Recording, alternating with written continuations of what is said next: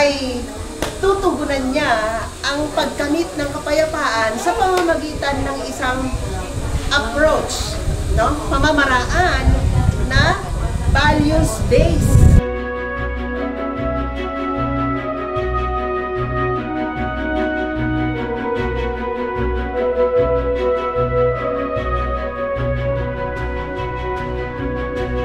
Bukod po sa pagbibigay ng ilaw sa inyong tahanan at saka sa mga daan, ay mabigyan ng pagkakataon yung mga anak po ninyo makapag-aral.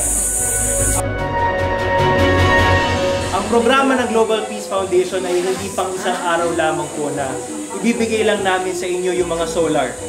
Ito po ay 3 taong programa na commitment ng Global Peace Foundation sa inyong komunidad para pagtulong-tulungan po nating paangatin ang kalidad ng buhay na meron po kayo dito.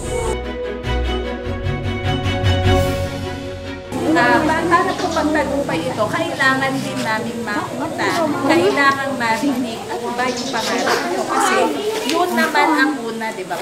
Kailangan natin makita. Ang 4Ps, DSWD, ang LGU, andito po. Ngayon po kasama natin ang Global Peace.